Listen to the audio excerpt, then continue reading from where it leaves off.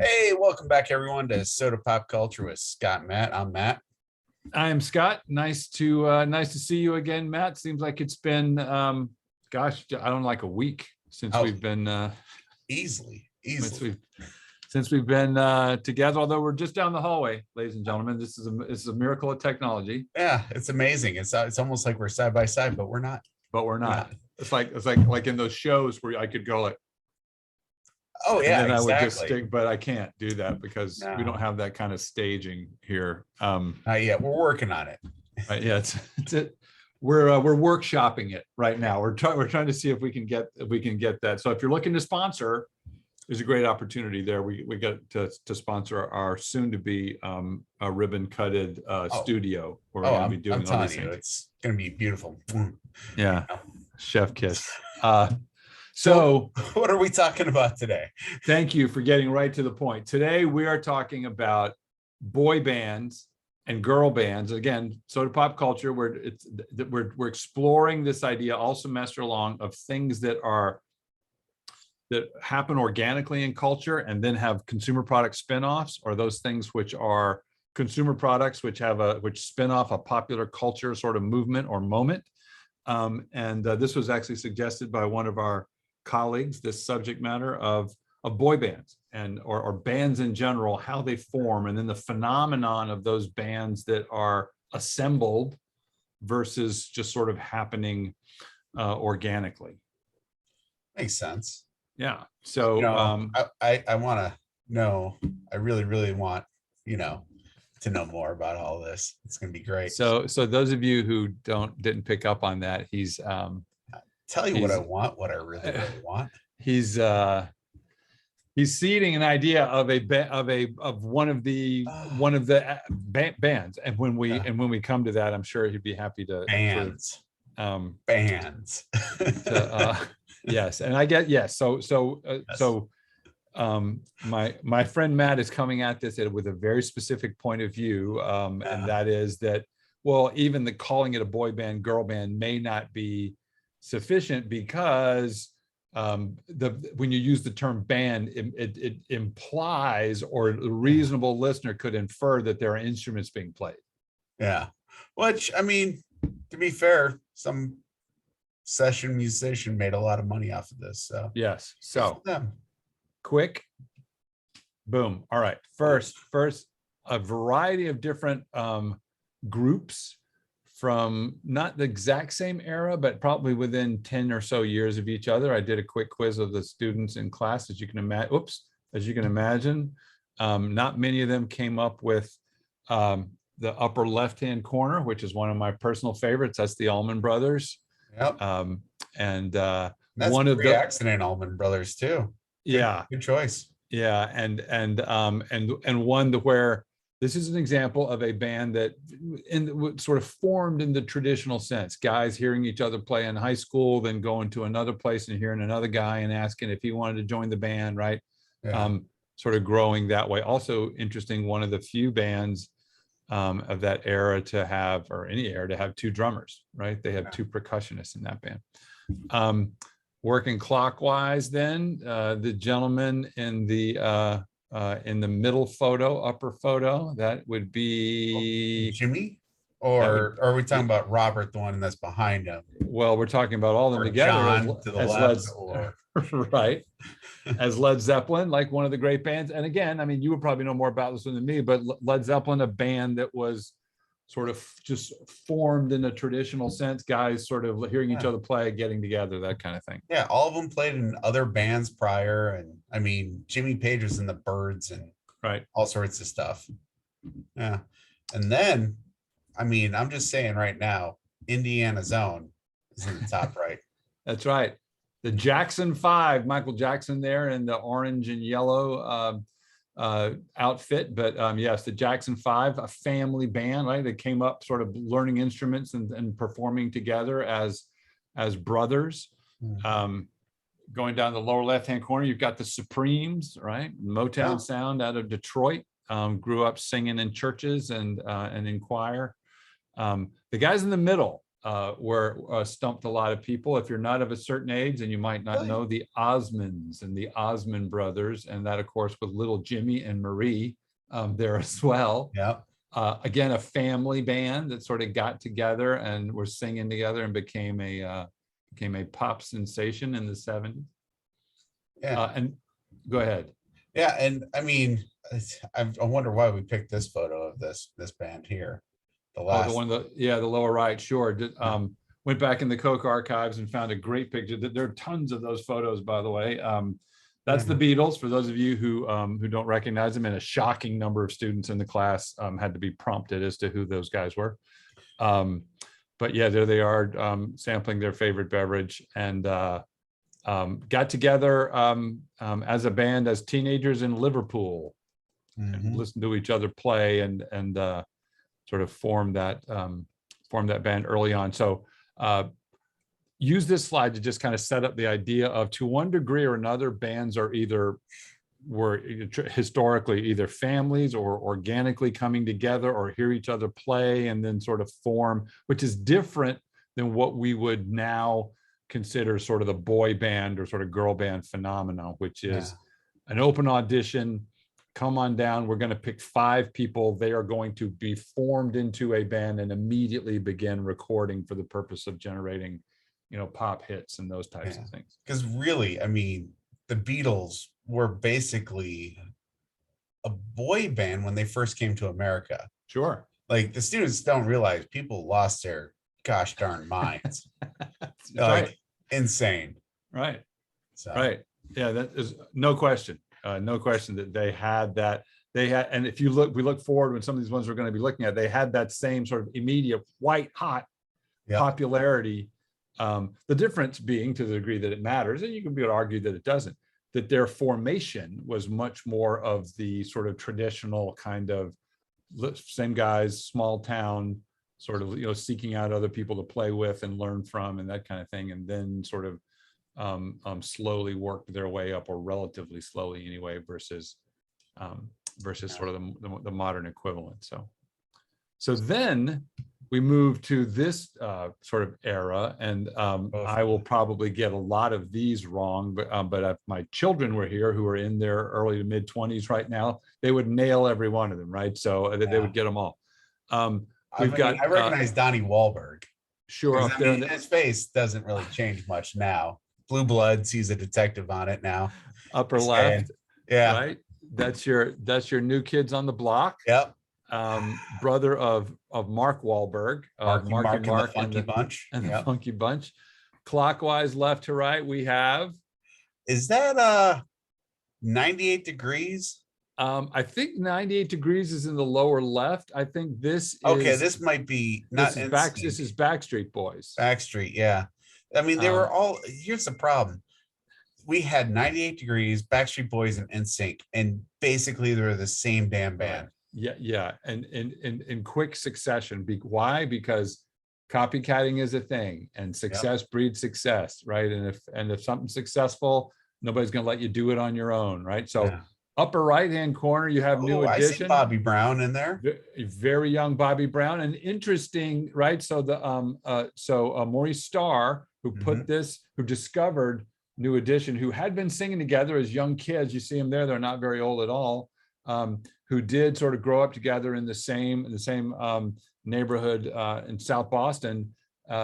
They did. So they are sort of a bit of a hybrid, in that they did come together and start playing and that sort of thing. But then they were very quickly in a talent show discovered by Maurice Starr. And Maurice Starr is one of those seminal people in the whole boy band era who wrote a lot. If you look at wrote a lot of their music, played all the instruments on the album, recorded them, got it out there as quickly as possible. And what he said about New Edition is that New Kids on the Block, which is in the upper left-hand corner, would not have existed if it had not been for New Edition, and that New Edition, Maurice Starr felt, had sort of its success, as successful as they were. And then you had Bobby Brown, then you had Belle Biv DeVoe. I mean, they all go off and do New Edition things as well as other things, but that he felt that their being black held them back a little bit. And so his going in proposition, the creation of New Kids on the Block on the left-hand side,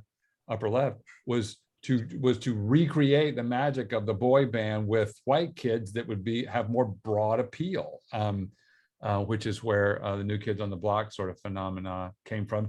And then to your point, followed by 98 Degrees and In Sync and all them. and In Sync, and then up to like including like One Direction below them, which is a whole sort of generation or so afterwards.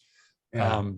And then of course with the Spice Girls, it's not just limited to boy bands at all, to boys, but girls as well. What these guys have in common is a degree of, and I don't mean this in a bad way, but a degree of sort of fabrication, right? They are a audition for the purposes, okay, we need a blonde, we need a tall, we need a short. They all have to sing, but be able who's to going to sing, be the bad guy?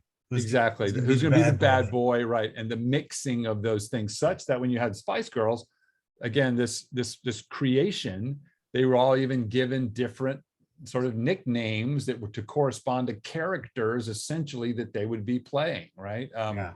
Sporty Spice is an example, who would be the athletic one, that sort of thing. So, I wonder if the Spice Girls went really witty on naming those names, like athletic one. Sporty. Yes.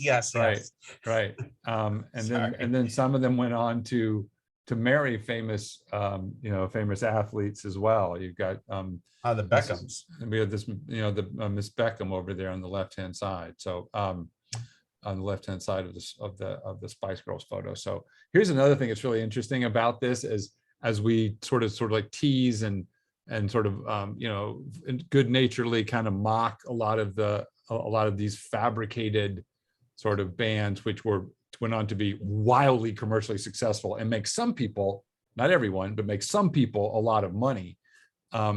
They in turn, like everything is cyclical. So now these bands are coming back around to do reunion shows, and all of their fans who are now in their 30s, 40s even, are getting excited about it again. I mean, so the formula aspect of popular music is just and as someone who is as into music as you are, I mean, it's just interesting to watch the creation and recreation and invention and reinvention of a lot of these same sort of marketing delivery platforms known as boy and girl bands.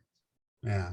Well, and the thing is like New Kids on the Block, that was the 80s. And then you had the 98 and In Sync, that was the 90s, because New Kids on the Block had started to age out of the teenage market that they were really just soaking money in from. It was ridiculous. Yeah, and that's a good point. I mean, you make a really good point, which is that if we look at these sort of iconic bands, Beatles, Eagles, Allman Brothers, right? They tended to transcend generations. Music would evolve and adapt as the audience did, so they could age with the audience. Yeah.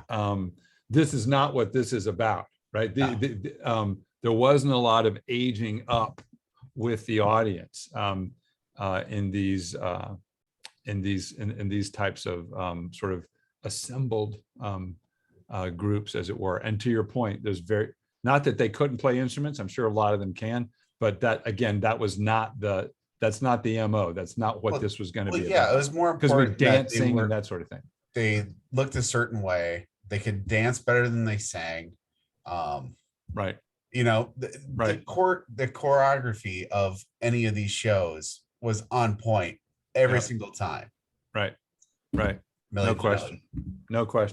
And one of the things that this begets is a discussion like we have in class about, okay, so one of the ways you can tell that sort of the genesis of a band, looking back on it, is how quickly the marketing machine kicks in for that particular band. I mean, you went to a lot of shows, I did too, in the 70s and 80s, and you'd see these big bands like the Rolling Stones, you've seen the Who, and at the height of their global popularity, you might find, a little table outside the concert venue where they're selling one of 3 different kind of t-shirts, all black. In other words, licensing and licensed merchandise and marketing and using the promotional mix.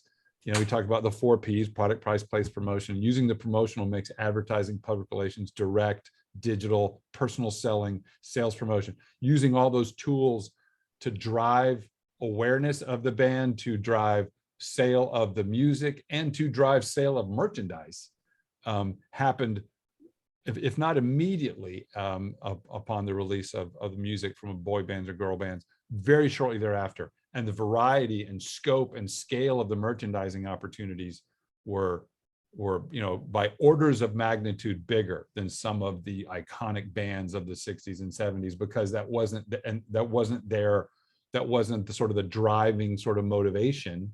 Look, they all wanted to make money, right? They wanted to do what they love to do and make money, but it wasn't the sophisticated sort of promotional mix applied to it like you would have later in boy and girl bands. Well, and that's the thing. It would be an overnight thing.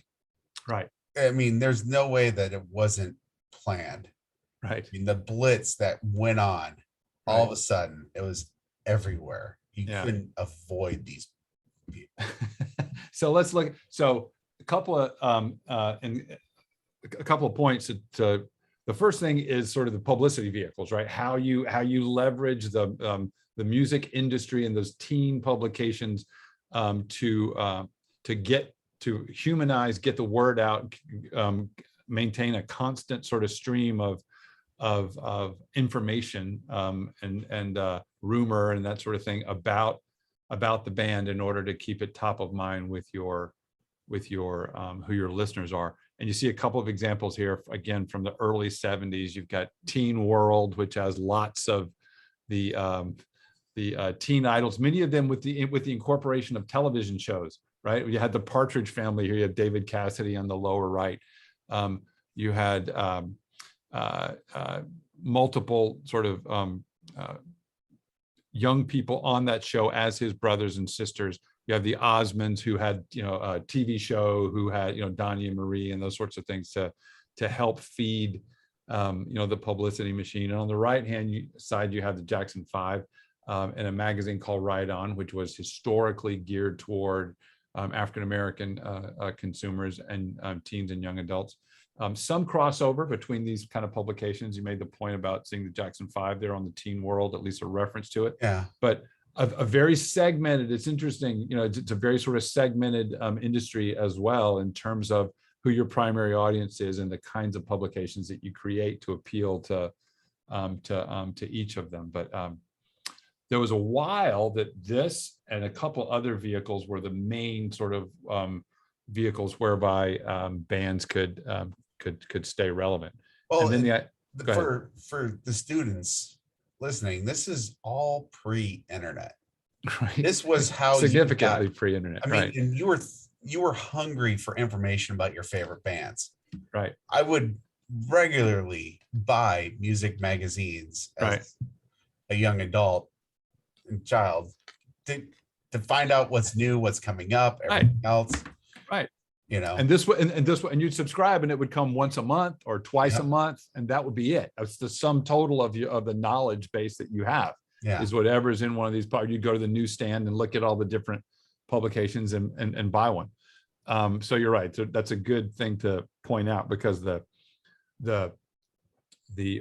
folks and the organizations who controlled sort of the flow of information via these kind of magazines and things really were the ones who could make or break an act. Because if they acted like they didn't exist, they didn't cover them, they didn't agree to do publicity, to do stories and include pictures about them, then they would just quickly become irrelevant, because there'll be nothing to feed the machine. Well, it also helps keep the mystery about them, so people who didn't quite figure out right away, oh, this is manufactured. Like nobody was questioning, wait, why is nobody in the band playing any instruments at all? Where does the sound come from? Right. Yeah. Right. Milli Vanilli.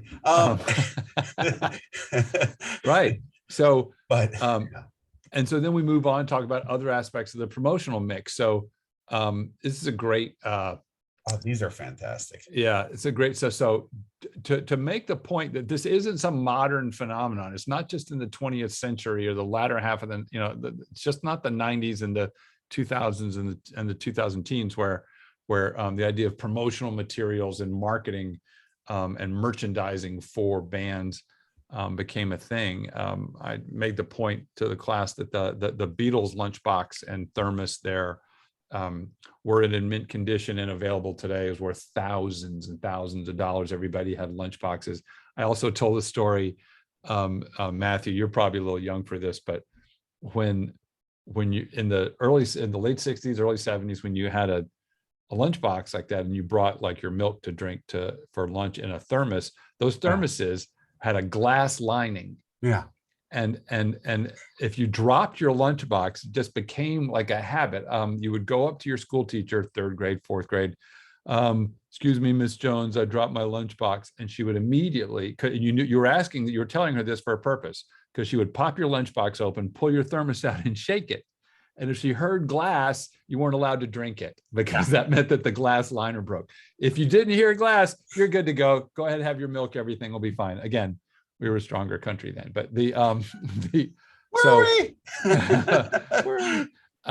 social Darwinism was the thing, right? Yeah.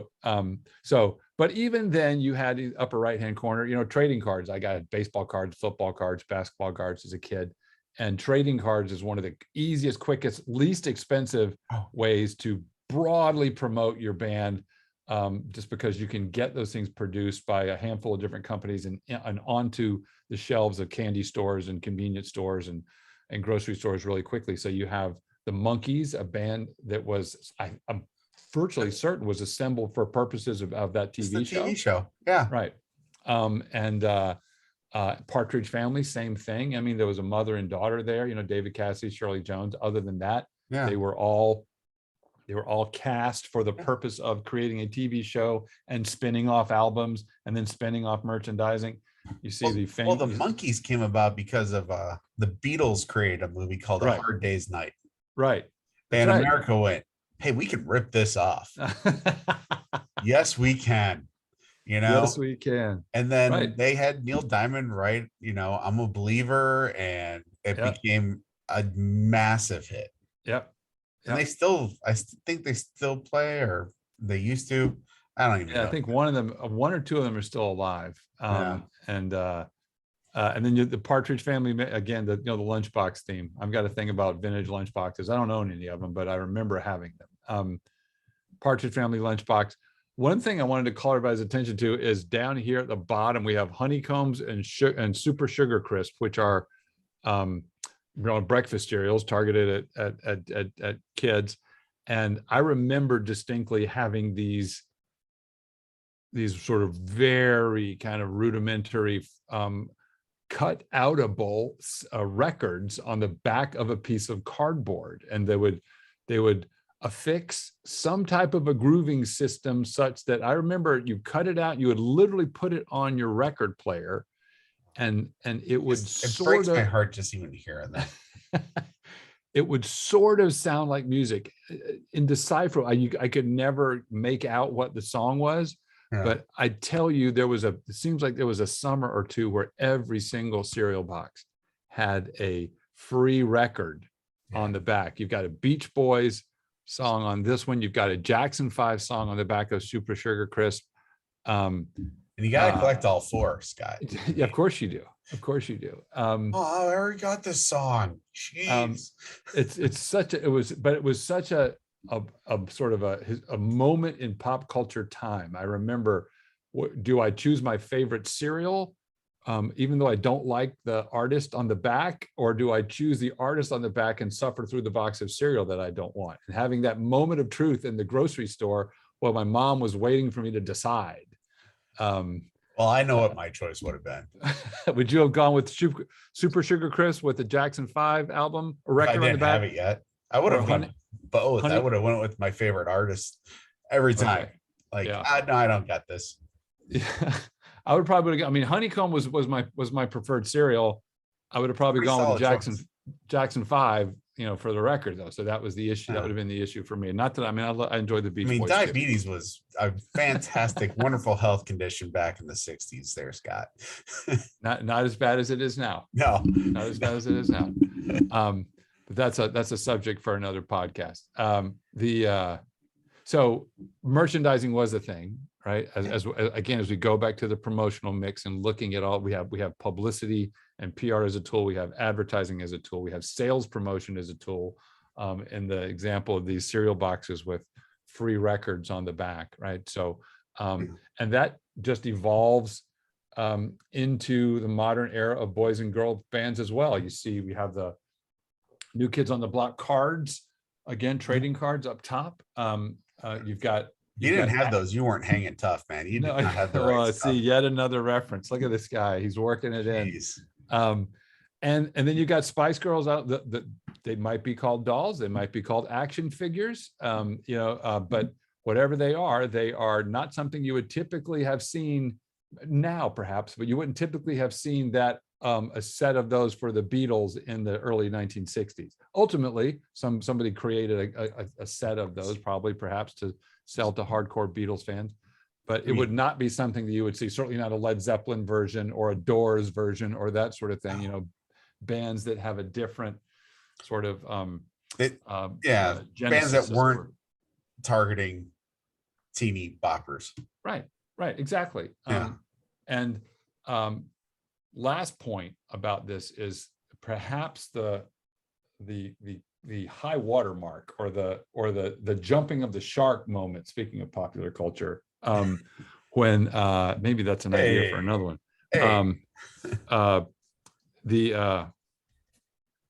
Making a note of that.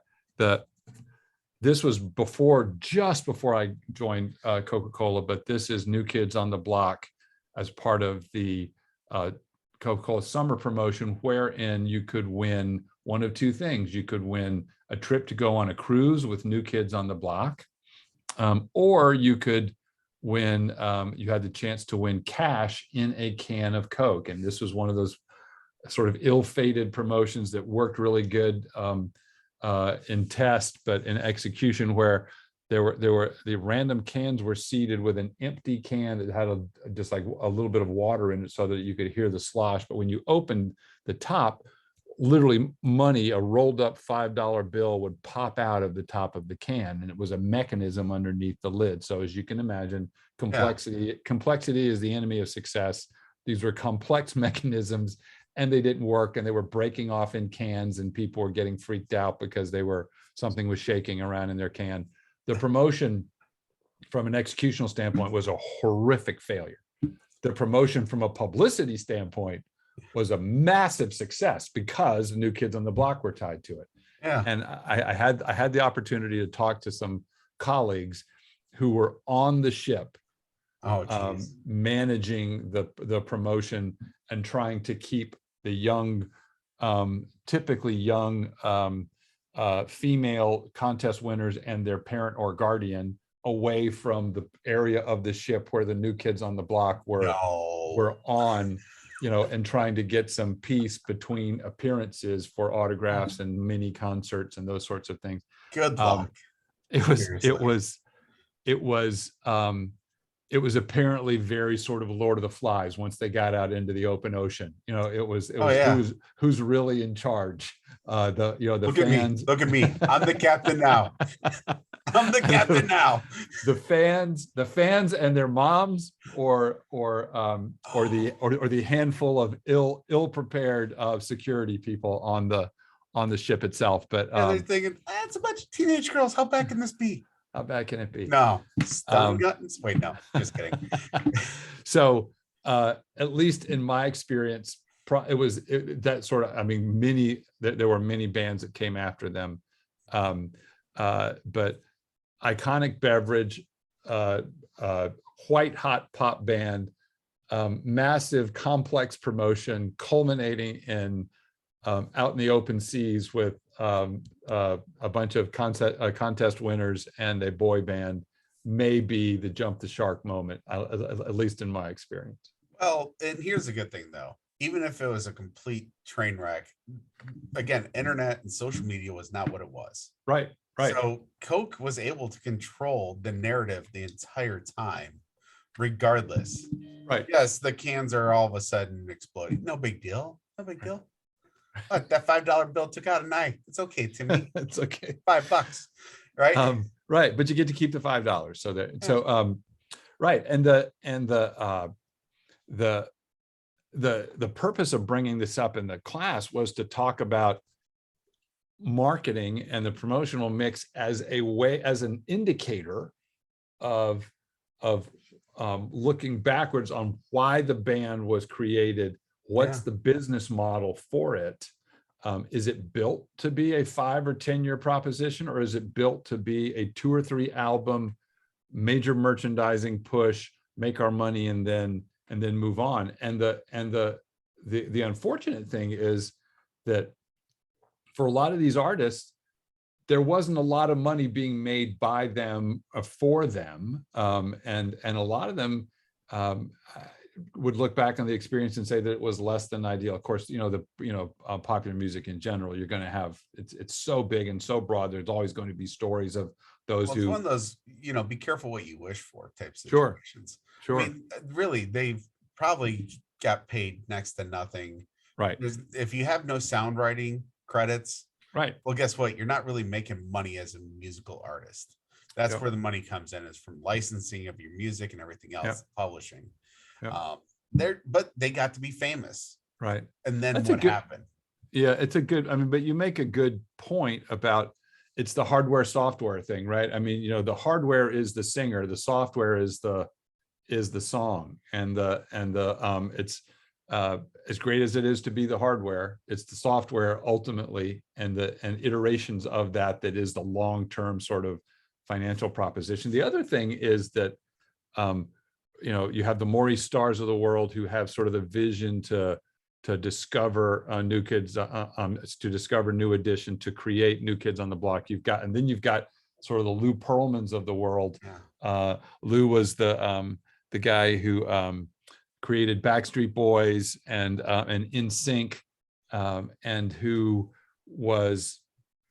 became known for some of those kind of shady dealings that ultimately got him, landing in a federal penitentiary for money laundering and they staged well. And the great thing back then, he created 2 mega bands. Right. Well, you can create drama between the 2 to keep them in the headlines. That's right. Yeah. All manufactured. Doesn't matter.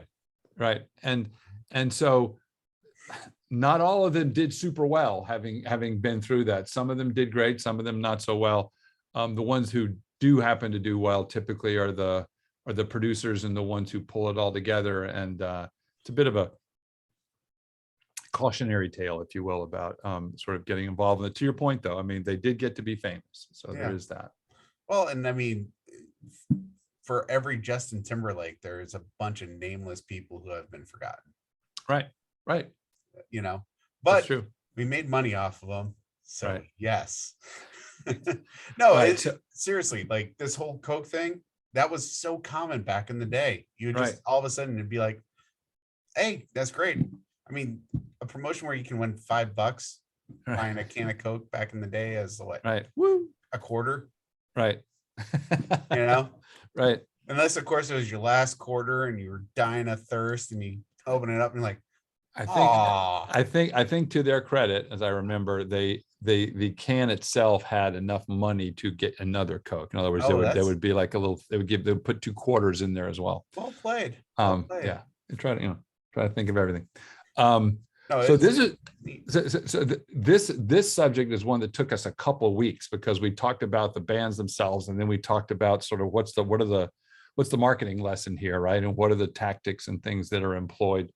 And you raised a really good point about how digital, right, and digital tools and social media and the internet have sort of sped up this process, and in a lot of ways made it, you're competing with a whole lot more noise, but you also have a lot more immediate sort of marketing tools at your disposal.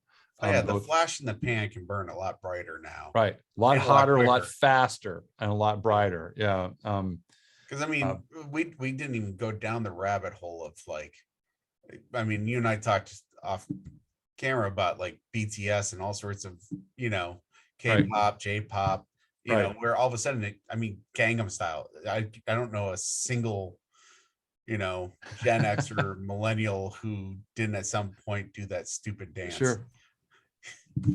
Oh man, I can't take you anywhere. Yeah, yeah. Nor can you seriously. It was nor can you ever unsee that image. Right. No, I cannot. We're gonna have to get that on TikTok. Anyway, thank you so much, Scott. This is a fun topic. I think the students probably have their own boy bands from coming up that we're not even aware of. Right. And that doesn't. Yeah, I would be shocked. I'd be shocked if I, for one, have any idea what is contemporary. No, I'm like, boy band. You mean Pink Floyd?